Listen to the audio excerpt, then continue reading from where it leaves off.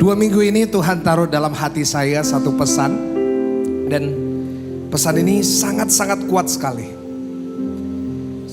Karena selama 2 minggu, selama setiap hari Tuhan tujukan kepada saya dan Tuhan pesankan satu pesan buat saudara yang bakal ibadah hari ini. Saya nggak tahu siapa yang bakal hadir, siapa yang bakal dengar. Saya nggak tahu siapa yang bakal tune in. Mungkin saudara orang baru, mungkin saudara belum pernah kenal saya. Tapi Tuhan secara spesifik mau bicara kepada saudara yang sedang mendengarkan. Saya tahu beberapa dari saudara hari-hari ini merasa, Pak, kok sulit banget ya dengar suara Tuhan. Mungkin saudara udah berusaha, Tuhan tolong bicara sama saya. Tapi saudara gak dengar apa-apa sampai hari ini. Hari ini saya membawa pesan Tuhan buat saudara.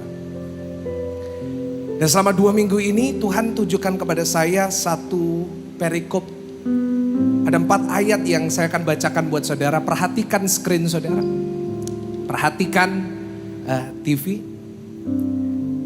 Demikian firman Tuhan dalam Hakim-Hakim 6 ayatnya ke-11 sampai ayatnya yang ke-14 dikatakan, kemudian datanglah malaikat Tuhan dan duduk di bawah pohon tarbantin di Ofra, kepunyaan Yoas orang Abiezer itu, sedang Gideon anaknya mengerik gandum dalam tempat pemerasan anggur agar tersembunyi bagi orang Midian.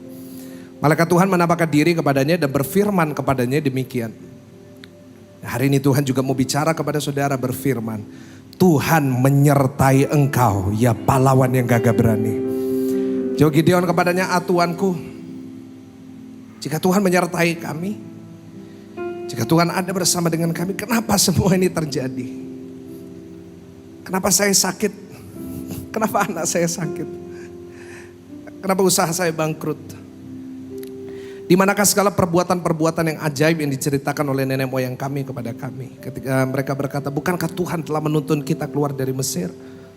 Tetapi sekarang Tuhan membuang kami dan menyerahkan kami ke dalam cengkeraman orang Midian. Saya mau kita sama-sama baca ayat 14 sebagai penguatan buat kita. Dengan keras 1, 2, 3. Lalu berpalinglah Tuhan kepadanya dan berfirman, pergilah dengan kekuatanmu ini dan selamatkanlah orang Israel dari cengkeraman orang Midian. Bukankah, sama-sama katakan, hari ini saya mau membahas satu firman Tuhan. Saya beri judul, saya tidak boleh menyerah. Kita ulangin sama-sama, saya tidak, kurang keras, tepuk dadamu katakan, saya tidak boleh menyerah. Yang percaya berikan tepuk tangan yang paling dahsyat. Tuhan mau bicara kepada saudara. Saudara gak boleh menyerah hari ini. Saudara udah melangkah terlalu jauh, terlalu lama untuk saudara menyerah. Izinkan saya berdoa buat saudara. Tuhan, biar pesan yang kau sudah taruh dalam hati hamba-Mu bisa menjadi kekuatan yang baru, bisa menjadi pengingat bagi setiap mereka yang mau menyerah hari ini. Mungkin ada mereka yang mau menyerah dalam bisnis mereka, mereka ada yang mau menyerah dalam pelayanan mereka. Mereka yang mau menyerah dalam rumah tangga mereka. Mereka mau menyerah dalam merawat orang yang sakit di rumah mereka. Tapi biar firman ini bisa menjadi kekuatan yang baru, satu hembusan nafas Tuhan yang baru. Untuk memberikan semangat, memberikan kekuatan, memberikan sukacita bagi setiap kami yang sedang membutuhkannya. Urapi lidah hamba-Mu ini. Biar bukan hamba-Mu sendiri yang berorasi, bercerita kepada mereka. Tetapi biar Engkau sendiri yang memakai hamba-Mu untuk menyampaikan pesan-Mu. Urapi hamba-Mu, urapi setiap kami. Dalam nama Tuhan Yesus. Yang percaya sama-sama kita katakan amin. Silakan duduk Bapak Ibu Saudara. Karena Tuhan taruh dalam hati saya ada orang-orang di sini yang udah di ujung. You are at your worst.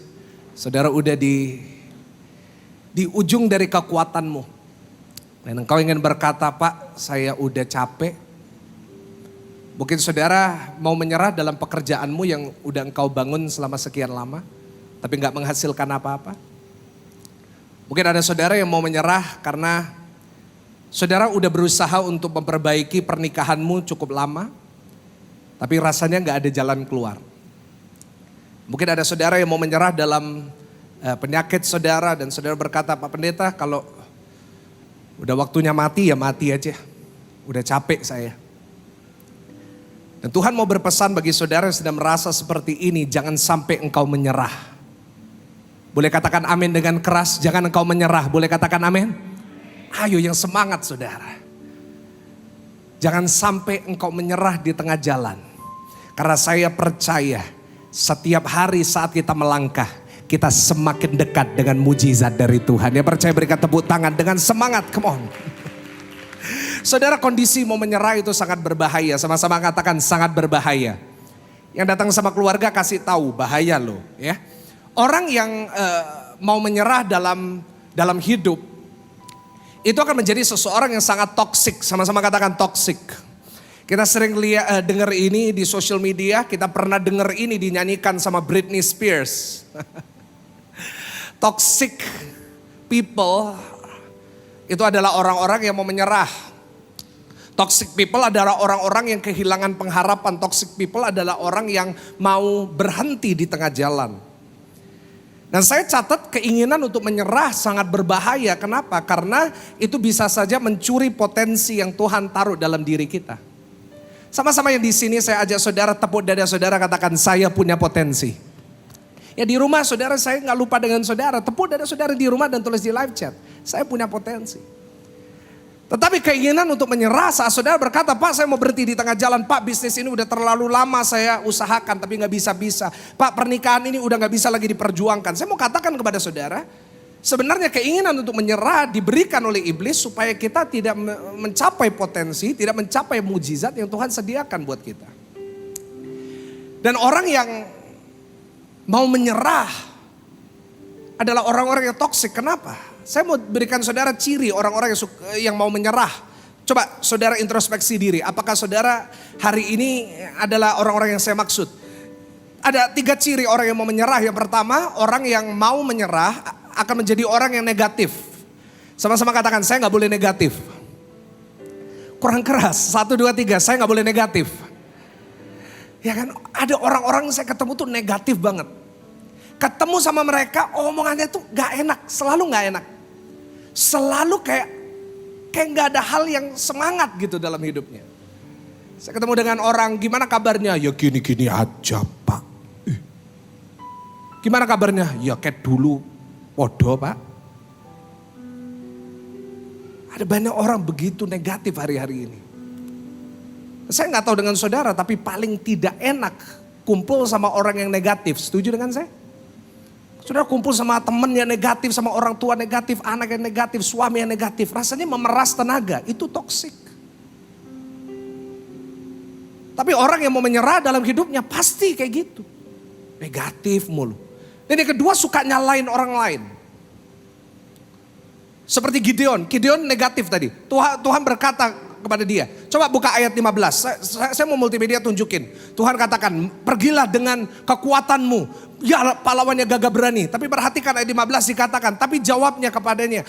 Tuhanku, ini ngomong sama Tuhan. Apakah akan kuselamatkan orang Israel? Mana mungkin. Negatif sih. Ketahuilah kaumku adalah yang paling kecil di antara suku Manasye. Dan aku pun seorang yang paling muda di antara kaum keluargaku. Lihat. Tuhan udah kasih dia janji. Tuhan udah kasih dia kekuatan. Masih aja negatif. Itu loh orang yang mau menyerah. Dengerin firman sebanyak apapun tetap negatif. Ya itulah omongannya pendeta.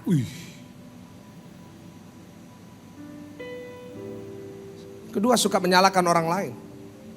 Kita bisa lihat di ayatnya yang mana tadi?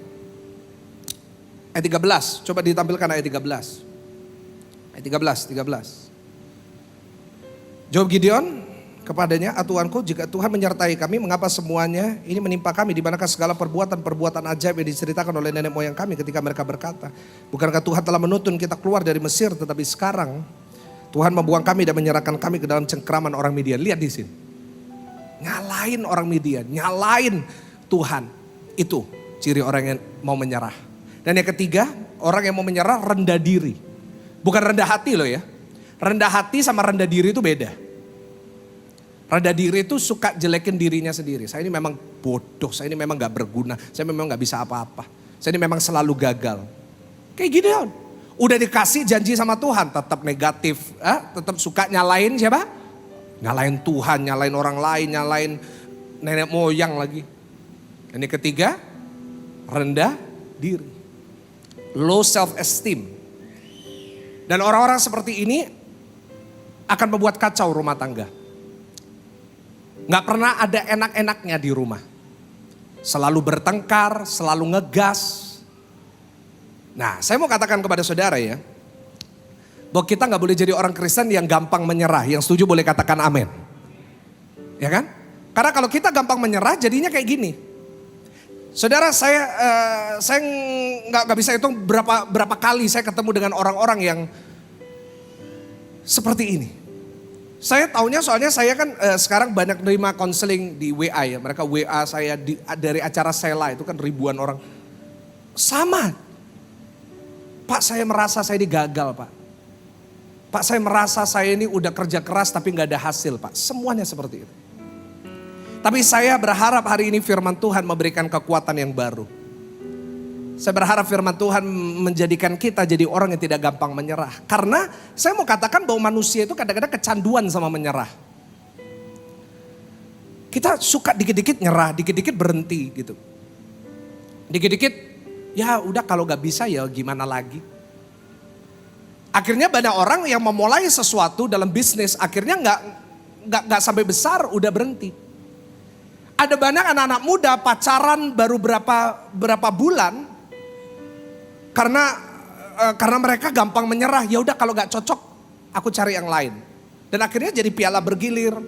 Jadi orang yang nggak pernah nemuin pasangan hidup hanya karena gampang menyerah. Itu manusia. Manusia akan membuat saudara gampang mau quit, gampang mau berhenti dalam relationship saudara, dalam bisnis saudara. Bagi saya, dalam pelayanan saya sering banget. Kalau hari ini itu adalah saudara, saya mau ingetin. Itu ulah setan. Setan itu suka bisikin hal-hal dalam hati kita, Pak ya. Yang membuat kita gampang nyerah. You're useless. Kamu tuh gak ada gunanya. Kamu tuh cuma jadi beban buat keluargamu. Kamu ini gak akan pernah bisa gagal. Kamu tuh ada kutuk keturunan. Nah itu setan. Saya mau katakan kepada jemaat Tuhan, kalau setan datang jangan didengerin. Boleh katakan amin? Kalau setan datang lawan. Boleh dengan semangat katakan setan datang diapain? Ih lawannya kok gak semangat? Kalau setan datang, setan datang. Setan datang, mertua datang. Loh bu jangan dilawan. Ada yang lawan Pak Pendeta itu. Tapi kalau setan datang kita lawan dia.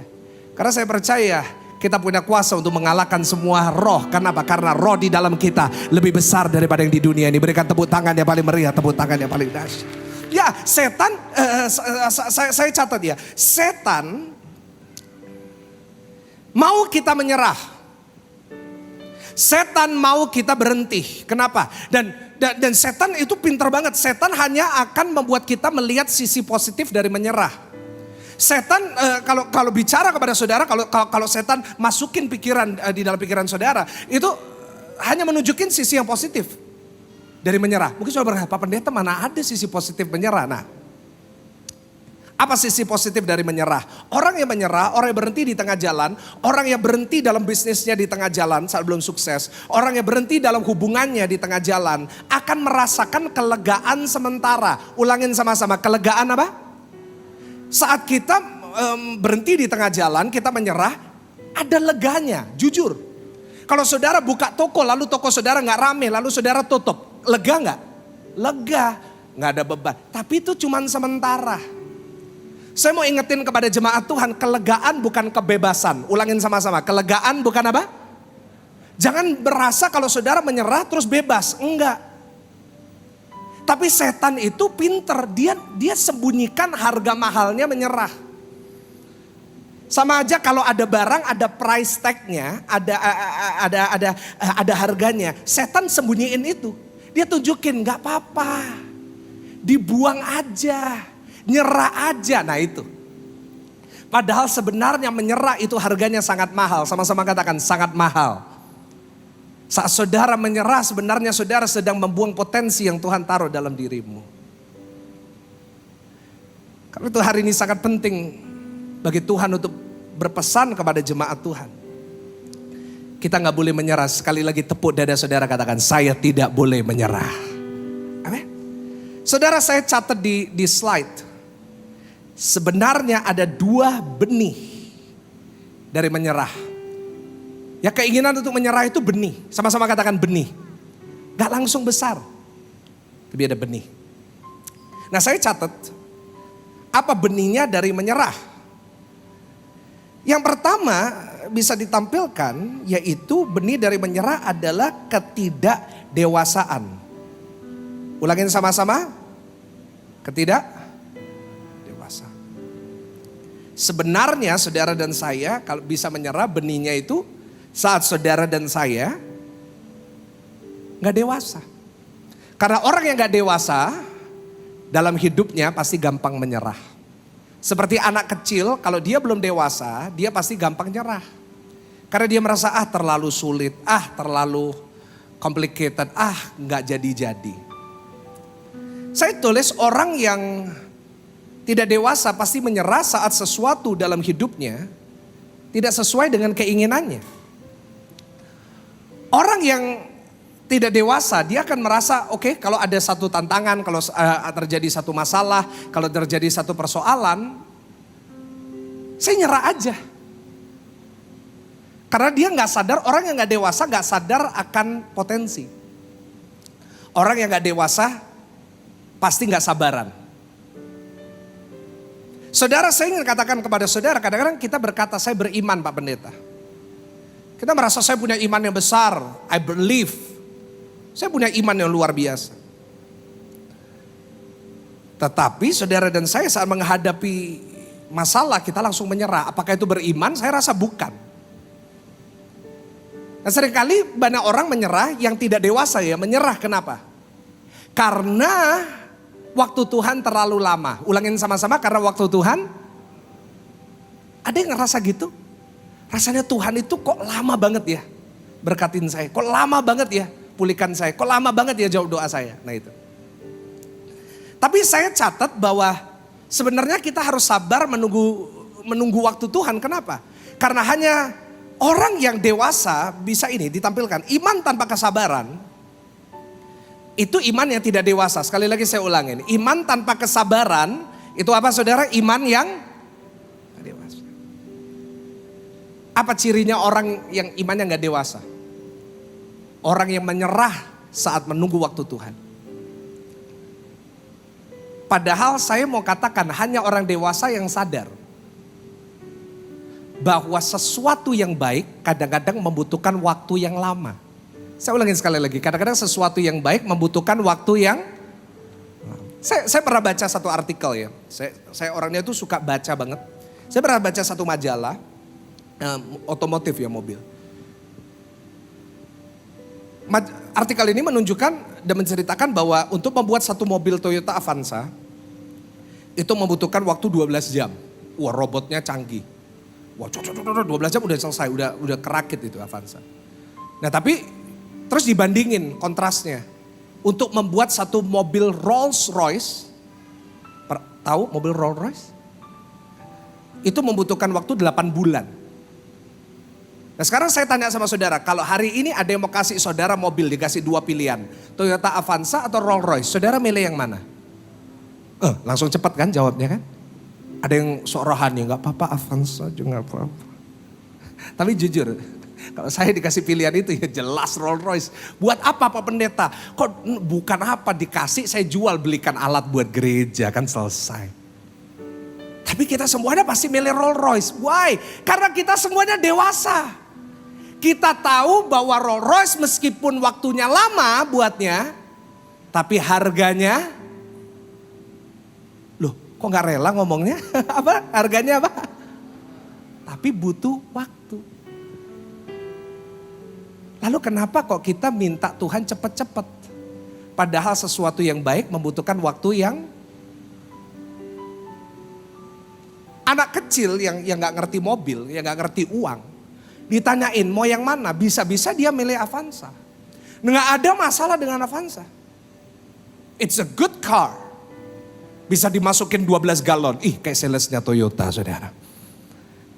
It's a good car, tapi orang kalau pakai logika ya gak apa-apa nunggu 8 bulan. Tapi dapat yang bagus. Ngerti maksud saya? Kenapa kita gak bisa kayak gitu dengan doa kita? Karena kita kekanak-kanakan. Kalau Tuhan lama ya udah aku melangkah sendiri loh. Kayak Saul. Kadang-kadang sesuatu yang baik dalam hidup saudara membutuhkan waktu. Sama-sama katakan membutuhkan waktu. Karena itu harus sabar.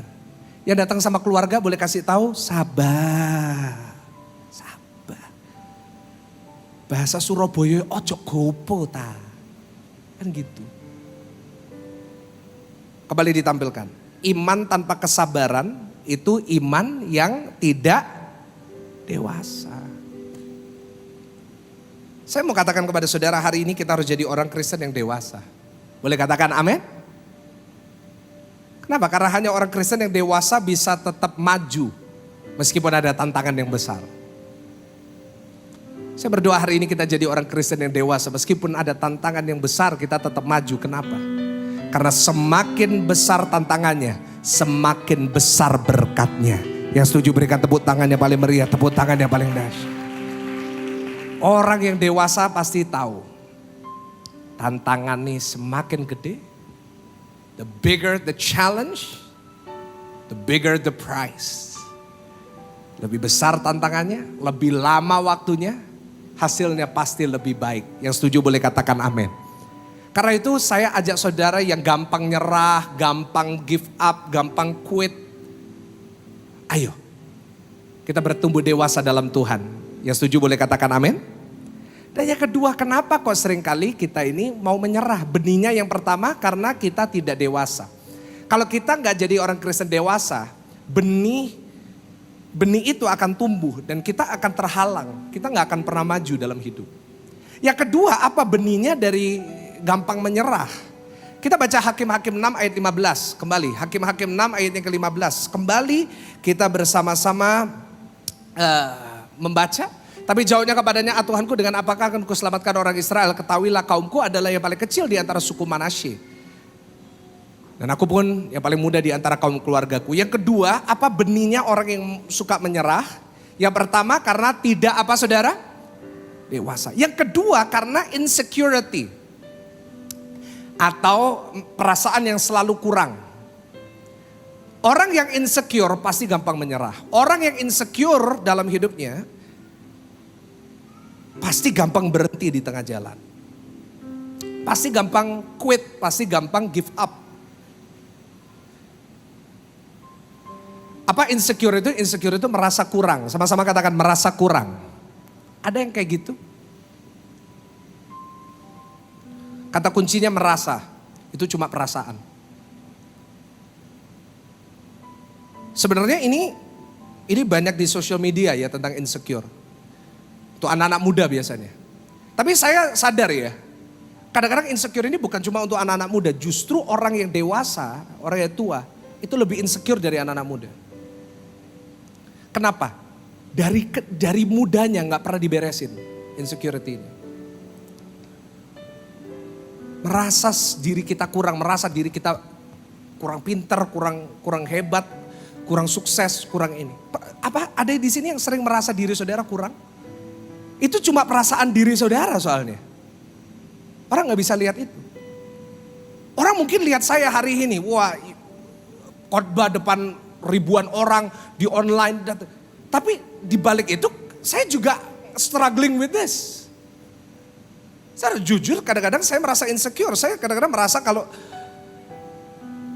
setan akan membuat saya insecure dan berkata, khotbahmu gak bagus.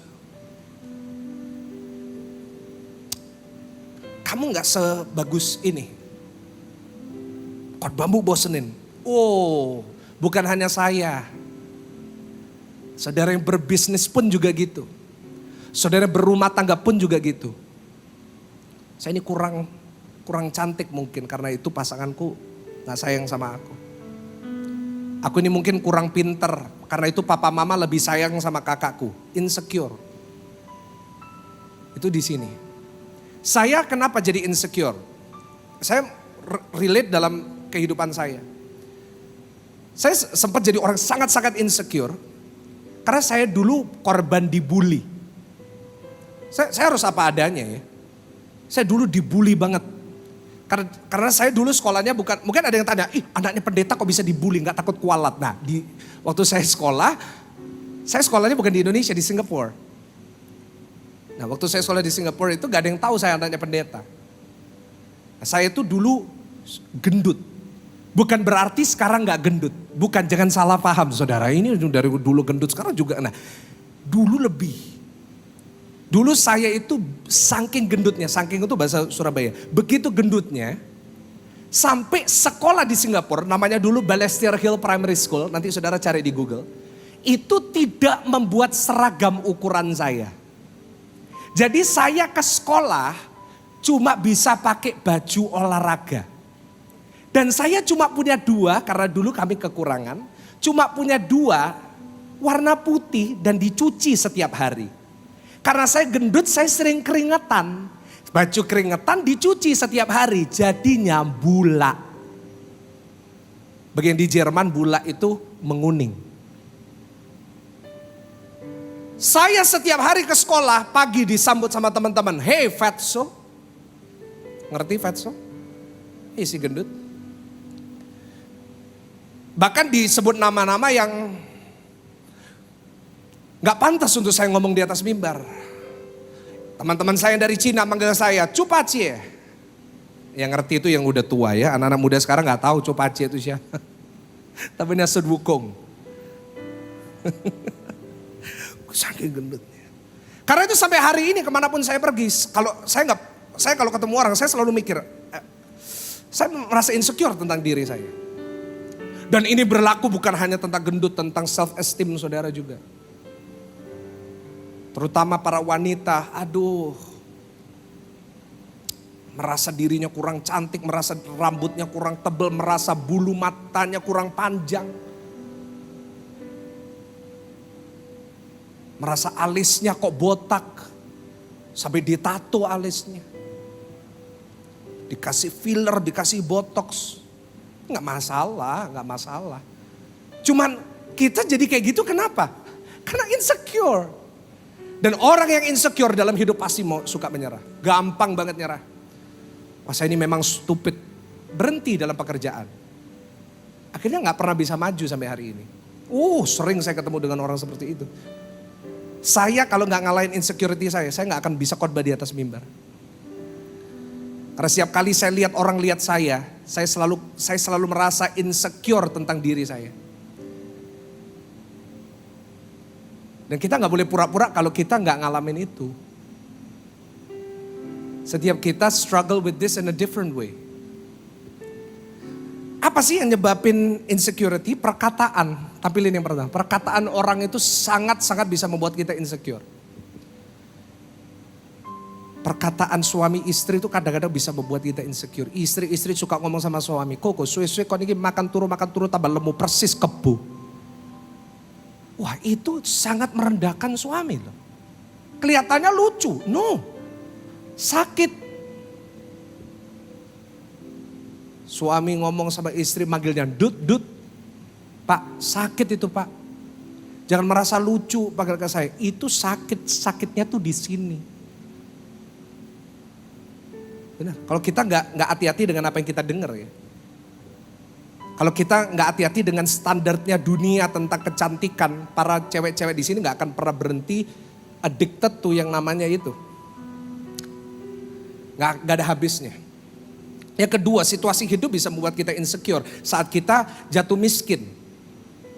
Karena pandemi kita kehilangan pekerjaan, kita jadi insecure. Aku orang gagal, aku orang yang terkutuk keturunan. Itu. Yang ketiga, masa lalu bisa membuat kita insecure. Mungkin saudara pernah salah di masa lalu. Mungkin saudara pernah hamil di luar nikah. Mungkin saudara pernah punya masa lalu yang buruk. Itu bisa membuat kita jadi insecure. Kita lihat orang selalu pikir, orang ini mikir apa tentang saya. Nah, orang yang punya dua ini, insecurity and immaturity, akan jadi orang yang gampang menyerah. Karena itu saya mau tutup khotbah ini dengan menunjukkan kepada saudara gimana kita bisa tetap maju dan tidak kalah sama kata menyerah. Sama-sama katakan, aku harus tetap maju. Yang di sini saya ajak saudara di rumah juga, sama-sama kita tepuk dada kita. Katakan, aku harus tetap maju. Saya juga ngomong sama diri saya. Gimana caranya? 2 langkah, cepat aja. Hakim-Hakim 6 ayat 12. Hakim-Hakim 6 ayat 12. Malaikat Tuhan menampakkan diri kepadanya dan berfirman kepada Gideon maksudnya. Apa saudara? Tuhan menyertai engkau, ya pahlawan yang gagah berani. Yang pertama catat poinnya, screenshot, foto, share ke teman saudara. Kalau posting di Instagram jangan lupa tag saya, @PS Michael Gunawan. Yang pertama, gimana kita bisa tetap melangkah, gimana kita bisa tidak menyerah. Yang pertama, lihatlah apa yang Tuhan lihat. Ulangin bersama-sama dengan saya, 1, 2, 3. Melihat yang Tuhan lihat. Tahukah saudara bahwa yang Tuhan lihat sama yang kita lihat itu berbeda. Sama-sama katakan berbeda. Lihatlah apa yang Tuhan lihat. Maksudnya apa Pak? Multimedia tampilin ayatnya yang ke-12 lagi. Ayat 12 lagi. Dikatakan Tuhan menyertai engkau. Ya pahlawan yang gagah berani. Wah Tuhan ngomong gitu. Tapi coba lihat ayat 15.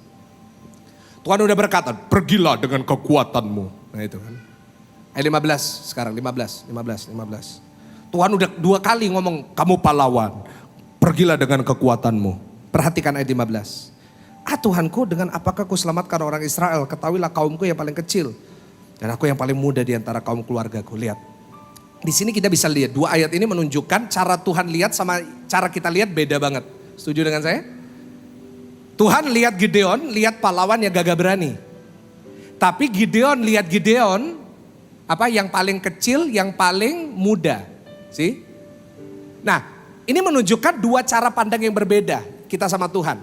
Tahukah saudara cara Michael Gunawan lihat Michael Gunawan sama cara Tuhan lihat Michael Gunawan beda banget.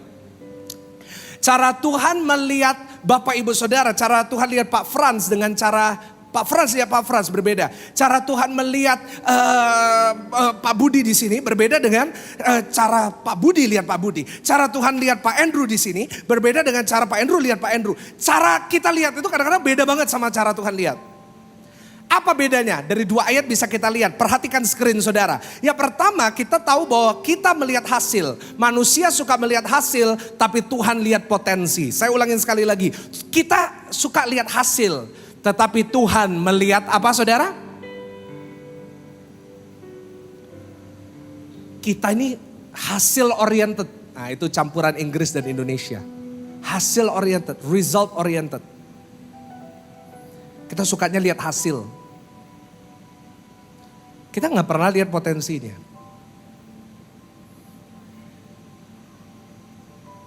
Saya mau tanya cara pandang kita gimana hari ini? Kita suka fokus sama hasilnya. Bisnisku belum jalan. Dokter bilang aku sakit, itu hasil. Tapi Tuhan, kita gak pernah lihat potensinya.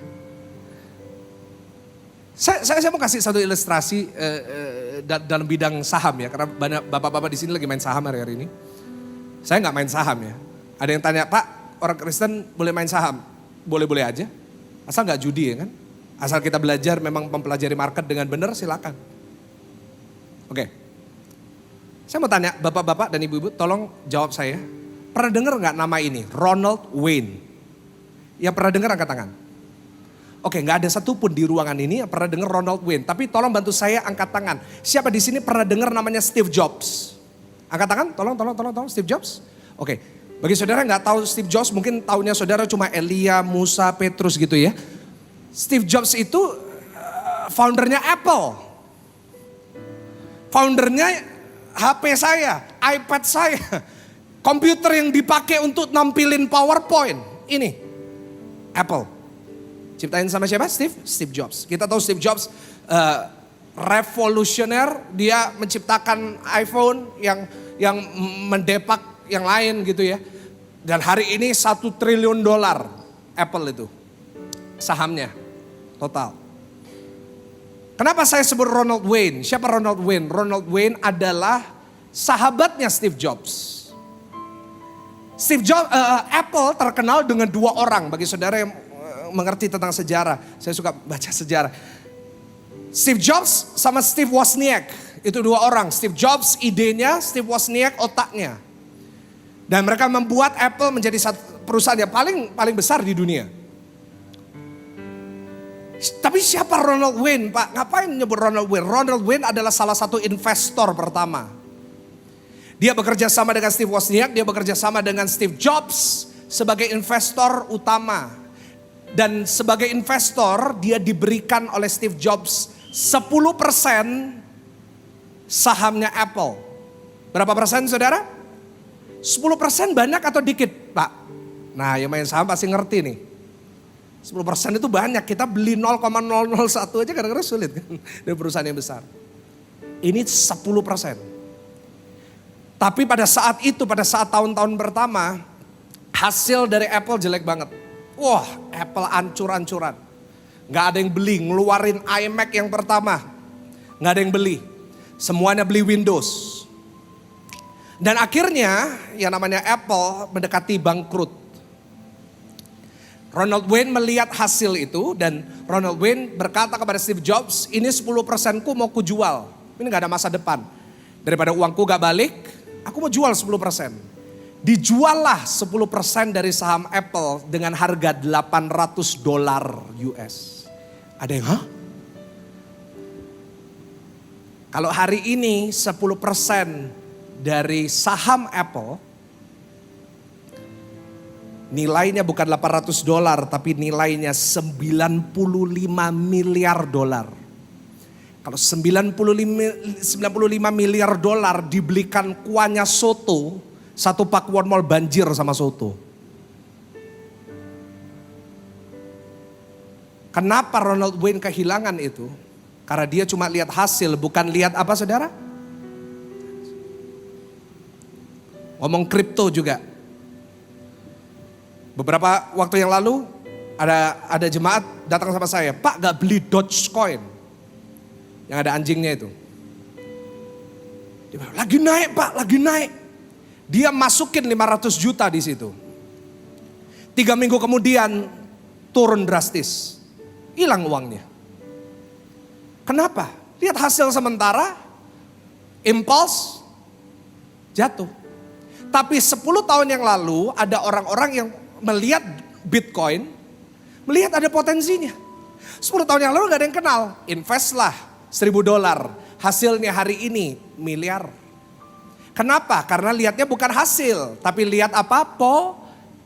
Saya yakin nyambung bapak-bapak di sini tentang ini, dan ibu-ibu juga. Cara Tuhan lihat kita juga gitu. Karena itu kita harus merubah cara kita lihat. Kita jangan lihat apa yang kita lihat. Kalau hari ini kita lihat hasilnya, memang jujur kadang-kadang agak menyedihkan. Kita udah kerja 10 tahun, tetap sama aja. Kita udah bekerja keras, gajinya gitu-gitu aja. That's life. Hasil. Tapi cara Tuhan lihat kita beda banget. Cara Tuhan lihat kita, Tuhan lihat potensi yang besar dalam diri saudara. Tuhan lihat masa depan yang penuh harapan dalam diri saudara. Tuhan lihat orang-orang bisnismen yang sukses, orang-orang yang melawan situasi dan menjadi pahlawan-pahlawan yang gagah berani. Berikan tepuk tangan yang paling meriah, tepuk tangan yang paling dahsyat. Stop melihat hasil yang sementara, tapi lihatlah potensi yang Tuhan taruh dalam dirimu. Setiap saudara di ruangan ini Tuhan udah taruh potensi kesembuhan dalam dirimu. Tuhan udah taruh potensi kesuksesan dalam dirimu. Tuhan sudah taruh potensi rumah tangga yang bahagia dalam hidupmu. Tapi jangan lihat hasilnya hari ini yang mengecewakan. Tapi lihatlah masa depan yang penuh dengan harapan. Yang setuju katakan amin. Karena itu caranya adalah kita harus stop membandingkan potensi kita dengan hasil orang lain. Saya ulangin sekali lagi, stop bandingkan potensimu dengan hasil orang lain. Ulangin sama-sama dengan saya. Stop membandingkan apa saudara? Potensi dengan, jangan bandingin hari ini potensi yang saudara punya dengan hasilnya orang lain yang udah lama. Dulu saya gitu, saya membandingkan potensi saya dengan hasilnya orang lain. Pasti gak sebanding dong. Saya jadi gak bisa maju. Saya bandingkan pelayanan saya yang baru saya mulai dengan orang yang udah melayani 30 tahun, ya jelas beda. Tapi kita nggak bisa maju, kenapa? Karena kita selalu bandingkan potensi kita sama hasilnya orang lain. Wah, orang itu bisa ini, orang ini. Iya, mereka juga dulu punya potensi, tapi dikembangin. Kita hari ini result oriented, kenapa? Social media. Kita lihat orang punya ini, orang punya itu, belum tentu itu punyanya mereka. Tapi kita kepingin semuanya instan. Dalam hidup ini gak ada yang instan. Saudara, bagaimana kita bisa melihat apa yang Tuhan lihat? Saya tampilkan. Yang pertama, kita harus perhatikan apa yang kita dengar. Karena apa yang kita dengar setiap hari itu akan mempengaruhi iman kita. Nah, firman Tuhan berkata iman timbul dari pendengaran akan firman Tuhan. Nah, kita mau kuat, kita mau gak gampang menyerah, dengerin firman. Yang setuju boleh katakan amin. Jangan waktunya dengar firman, saudara buka sosial media, ya pasti jelas gak kuat hidup saudara. Waktunya dengar firman, buka Facebook, percaya saya, friendnya belum nambah. Waktu firman buka TikTok, come on. Saya nggak kaget ada orang-orang ke gereja hidupnya nggak berubah, kenapa? Di gereja nggak pernah dengerin firman. Waktu dengar firman tidur. Saya pernah tuh khotbah di Grand City waktu itu. Saya khotbah yang duduk paling depan ngorok. Loh, gimana mau berubah? Dia boleh ikut seharian, tapi kalau tidur seharian sama aja, mendingan di rumah aja. Saya harus jelas, saya sebagai gembala harus dengan tegas mengatakan, kita kalau mau iman kita bertumbuh harus dengar firman, nggak ada jalan lain. Yang kedua, bagaimana kita bisa melihat apa yang Tuhan lihat? Support system harus tepat. Siapa yang bersama dengan saudara akan menentukan masa depan saudara. Siapa support system saudara? Support system saya istri saya. Apakah di sini para istri-istri bisa jadi support system buat suaminya? Atau di sini istri-istri kerjaannya cuma kritik suaminya? Saya merasakan awkward silence. Saya sering ketemu soalnya. Kadang-kadang kita nggak sadar, kelihatan dari cara kita ngomong. Suami istri datang konseling gitu. Wah, saling kritik. Ini loh Pak, orangnya ini kayak gini, memang malas. Memang dari dulu, dari bapak. Saya ngungkit-ngungkit bapaknya buat apa gitu tuh. Oh iya. Jangan pernah berharap saudara bisa maju dalam kehidupan kalau nggak punya support system yang tepat. Jangan berharap suamimu bisa maju dalam bisnisnya kalau saudara nggak pernah support dia. Kerjaannya cuma kritik, kerjaannya cuma ngungkit masa lalu. Kalau dulu kamu dengerin aku, sekarang sudah enak. Belum tentu Bu. Support system harus tepat. Saya untungnya punya support system yang tepat. Istri saya, orang tua saya, keluarga saya, support system saya. Yang ketiga, jangan cengeng. Nah ini saya paling suka. Ngomong dengan keras, satu poin yang ketiga bisa ditampilkan oleh multimedia. Jangan apa saudara? Orang Kristen zaman sekarang ya. Cengeng banget, gampang berhenti ke gereja. Dengar khotbah gak sesuai dengan keinginannya keluar. Dengar khotbah agak nyinggung dia kayak merasa tersindir, udah gak mau dengerin khotbah. Gak pernah di dalam Alkitab diajarkan Kristen cengeng. Yang namanya gereja mula-mula mereka harus menghadapi masalah yang berat, tetapi kemuliaan yang Tuhan sediakan lebih besar dari penderitaan. Saya berharap hari ini kita jadi orang yang tidak menyerah saat kita melihat apa yang Tuhan lihat. Karena Tuhan lihat masa depan yang luar biasa buat saudara. Berikan tepuk tangan yang paling luar biasa, tepuk tangan. Yang kedua, sebagai penutup. Bagaimana kita bisa melihat diri kita tidak menyerah tetapi tetap maju. Yang kedua, klise saya tahu. Tapi perlu saya ingetin ke jemaat. Bersyukur. Sama-sama tepuk dada saudara katakan bersyukur. Coba yang datang sama suami istri ngomong bersyukur ya. Mungkin hari ini belum sukses. Mungkin hari ini belum bisa naik mobil, gak apa-apa ya. Mungkin hari ini kita masih belum bisa liburan, gak apa-apa ya. Bersyukur aja. Bersyukur akan apa? 3. Yang pertama bersyukur untuk keunikan kita. Boleh ulangin bersyukur untuk apa saudara? Bukan keantikan saya. Saya sering dengar ibu-ibu ngomong, Pak Bapak gak tahu suami saya itu antik-antik Pak. Bu saya mau ingetin ya, barang antik itu mahal sekarang. Nanti kalau kau buang nanti diambil sama orang. Karena barang antik apa saudara? Mahal. Bu, suaminya kepala batu. Jangan dibuang Bu, digosok nanti jadi batu akik Bu. Ya. Tapi bukan antik, apa keunikan. Sama-sama katakan apa Mungkin saudara merasa saudara beda, that's okay. Gitu loh. Yang kedua, bersyukur untuk kekurangan saya. Dan yang ketiga, bersyukur untuk kelebihan kita. Kalau kita punya kekurangan, that's okay. Bersyukur aja. Bersyukur untuk kelebihan kita. It's okay. Saudara, saya mau tutup khotbah ini dengan pemain musik naik. Temenin saya. Semakin kita mau menyerah, semakin besar berkatnya. Saya ulangin sekali lagi, bisa ditampilkan. Semakin kita mau menyerah, semakin apa saudara? Saudara percaya dengan saya? Semakin besar saudara mau menyerah, semakin saudara kayak kepingin ada godaan untuk menyerah, semakin besar sebenarnya berkat saudara. Saya catat ya, ini pengalaman saya pribadi. Tidak pernah ada satu hal yang besar yang saya lakukan dalam hidup saya, di mana saya tidak ingin menyerah. Sekali lagi saya ulangin, nggak ada hal yang besar dalam hidup saya yang saya pernah lakukan di mana saya nggak mau menyerah. Justru di mana ada godaan untuk menyerah, di situ sebenarnya signifikansinya lebih besar. Saya mau ceritakan terakhir ini, benar terakhir. 3 kali dalam hidup saya mau menyerah, cepat aja. 3 kali dalam hidup saya benar-benar mau menyerah di satu titik sampai saya mau mati. Itu pendeta yang ngomong. Saya yang bicara di depan saudara, bicara di rumah, bicara di depan ribuan orang dan di depan ratusan saudara di sini. 3 kali saya mau menyerah dalam hidup saya. Yang pertama, waktu saya sekolah. Saya lihat di sini soalnya banyak anak-anak muda. Kenapa saya tadi sebut keunikan? Karena dulu saya ini agak aneh. Sampai hari ini saya gak punya banyak teman. Jemaat, puji Tuhan, Tuhan percayakan banyak. Tapi teman dikit. Kenapa? Saya dulu orangnya aneh banget. Saya kutu buku. Nerd. Saya dulu gak ada teman. Karena gak ada yang merasa diuntungkan kalau temenan sama saya. Saya gak bisa apa-apa, saya bodoh. Ngomong juga gak bisa. Dan dulu, mungkin sampai sekarang ya. Yang terkenal dulu kalau di sekolah itu yang basket. Sampai sekarang ya.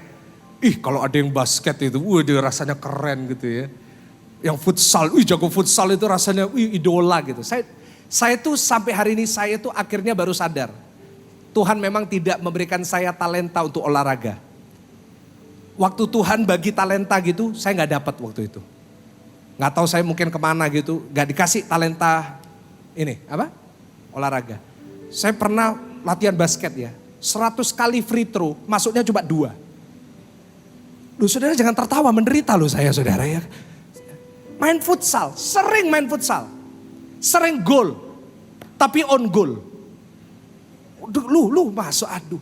Jadi saya akhirnya kalau waktu olahraga gitu ya, saya memang juga main. Tapi bukan sebagai pemain, tapi ball boy. Tahu ball boy? Kalau ada bola keluar lapangan saya ngangkut itu. Saya gak punya teman. Karena keahlian saya cuma satu.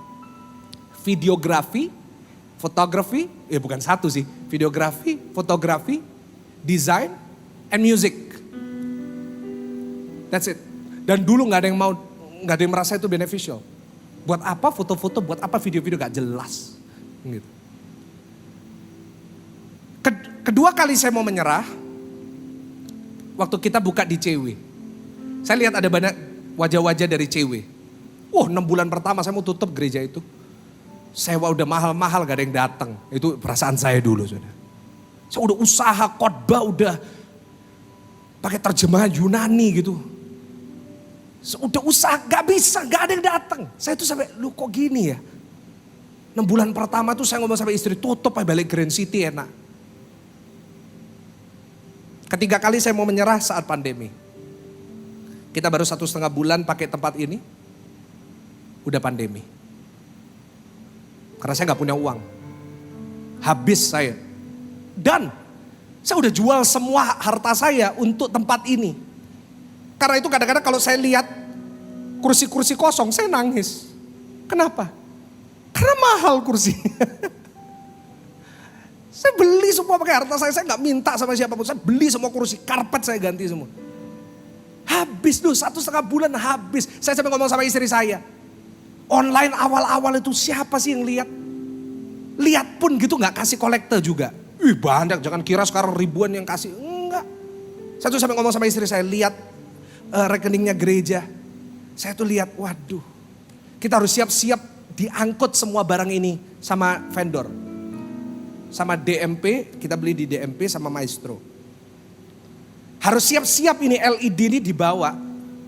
Harus siap-siap ini speaker ini yang besar-besar ini. Harus siap-siap diambil, dijual. Gak ada uang untuk bayar. 3 bulan pertama, aduh saudara saya tuh sampai gak tahu mesti ngapain. Kok kayak gini ya? Tapi saya gak pernah sekalipun khotbah tentang uang. Kenapa? Karena saya tahu jemaat juga lagi kesulitan. Gak ada masalah, saya gak ngomong.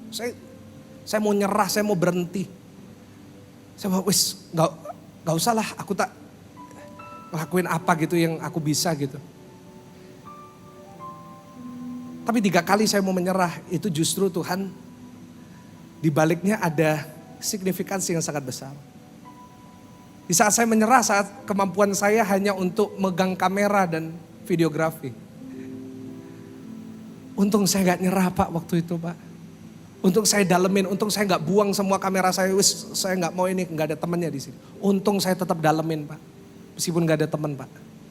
Bu, karena hari ini videografi GSJS itu dipelajari sama semua, bahkan gereja-gereja besar. Kalau saya sebut namanya, saudara pasti tahu di gedung ini juga ada. Datang ke sini foto-foto ruangan broadcast saya, belajar dari sini. Gereja Jakarta yang besar, semua ke sini belajar. Untung saya nggak nyerah ya. Untung saya nggak tutup cewek ya. Karena kalau saya tutup cewek nggak ada PM. Nggak ada, saya ditawarin sama Pak Kuon Mall untuk kontrak di tempat ini bertahun-tahun.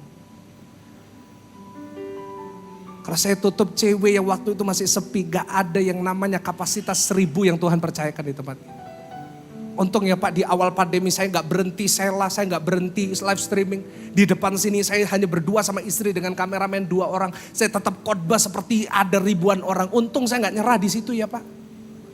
Karena hari ini firman yang kita bawakan sudah menyentuh Afrika, Amerika, Hong Kong, semua seluruh dunia. Menjadi berkat buat seluruh dunia. Sekarang ini juga dari seluruh dunia sedang ibadah, sedang dengerin khotbah ini. Sedang berhenti menyerah hanya karena saya tidak menyerah.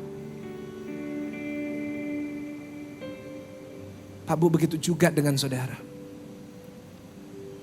Tuhan sudah taruh sesuatu yang besar dalam dirimu. Sayang banget kalau saudara nyerah hari ini. Mari hari ini saudara yang tidak mau menyerah, saudara yang mau tetap melangkah, kita bangkit berdiri bersama-sama. Kita bangkit berdiri di hadapan Tuhan.